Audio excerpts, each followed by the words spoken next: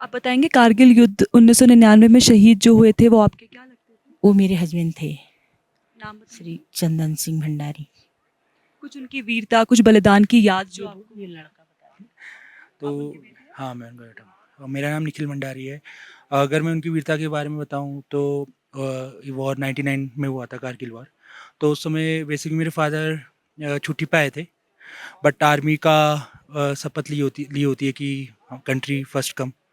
तो उन्हें अपनी छुट्टी कैंसिल करी और फिर वो यहाँ जंग में आ गए और टोरलिंग हिल में उन्हें शहादत अ, हुई और फिर उनको उसी के लिए गवर्नमेंट ने सेना मेडल भी दिया। और जब ये युद्ध चल रहा था उस समय घर का माहौल कैसा था? कुछ आप बताएँगे उस बारे में? का माहौल तो ऐसे सिंपल ही था, हमें पता भी नहीं था कि ये लड़ाई लगेगी करके। अचानक ही उनके लिए कॉल लेटर आया, फिर वो चले आए। 2 महीने की छुट्टी पर थे, फिर वो आ गए। उन्होंने कहा मेरे लिए तो देश सबसे आगे है।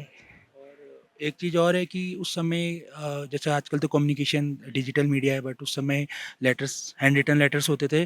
तो ऐसा होता था कि जो लेटर उन्होंने आज लिखा है तो वो 2-3 महीने बाद पहुँचता था। तो उसी से हमें अपडेट मिलती थी कि मतलब एक्चुअल सिनेरियो क्या चल रहा है यहाँ पे। कुछ ऐसा लेटर जो आपको याद हो, कुछ उसकी मेमोरी आप हमारे दर्शकों के साथ शेयर करना चाहें?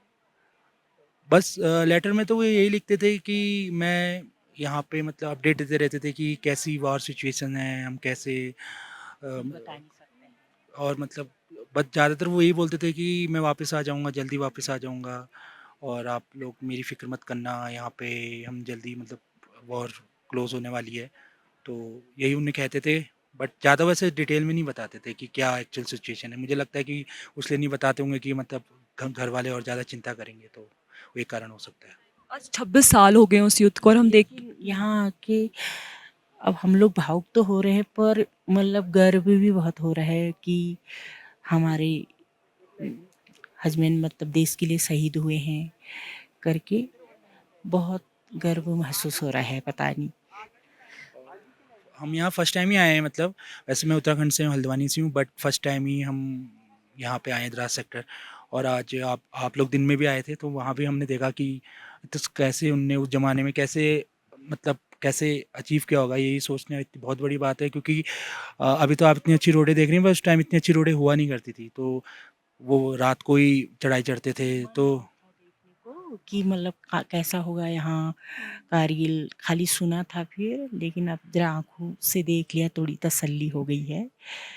अब जैसे हम लोग देख रहे हैं 26 साल हो चुके हैं उस युद्ध को और भारतीय सेना ऐसे सम्मान दे रही है, तो वो कैसा लग रहा है आपको? हाँ, उसके लिए तो बहुत ही गर्व महसूस हो रहा है कि लोग हमें इतना सम्मान दे रहे हैं करके। सरकार की तरफ से आपको कुछ समर्थन भी मिला होगा? हाँ, हाँ, वो तो पूरी फैसिलिटी मिली हमें तो, खैर सरकार की तरफ से तो कोई रोक नहीं हुई, फुलचूल। एक ही कम है कि जब कारगिल वॉर हुआ था तो मैं बस 2 साल का था, तो उतनी मुझे नॉलेज नहीं, पता नहीं थी। तो जैसे-जैसे बड़े हुए तो हमारी जो आर्मी यूनिट थी, वो हर साल प्रोग्राम कराते थे। छोटे थे फिर क्या करते हैं ना आप, उसके लिए। टफ़ थी लाइफ़, तो मम्मी भी मतलब मेरे भैया भी हैं, एक दीदी भी है, तो 3 बच्चे थे टोटल, तो उन्हें सँभालना, ये सब देखना, मतलब इनिशियल से काफ़ी टफ़ रहे, बट समय के साथ सब मतलब भूल ही जाते हैं, बट यादें उनकी हमेशा रहती हैं और प्रोत्साहित होते हैं हमेशा कि यार देश के लिए किया। और यहाँ के काफ़ी अच्छा लग रहा है कि फर्स्ट टाइम यहाँ आए हैं और जो फीलिंग यहाँ पे है वो मतलब यहीं आके मतलब अब लग रहा है कि यार कितना उनने सेक्रीफाइस किया होगा, क्योंकि अ, हम लोग, मुझे ऐसा लगता है कि जितने भी लोग हैं नागरिक भारत के, वो तभी सेफ़ हैं क्योंकि जब तक हमारे सोल्जर्स हमेशा हमें सेफ गार्ड कर रहे हैं और हम लोग चैन की नींद तभी रहते हैं।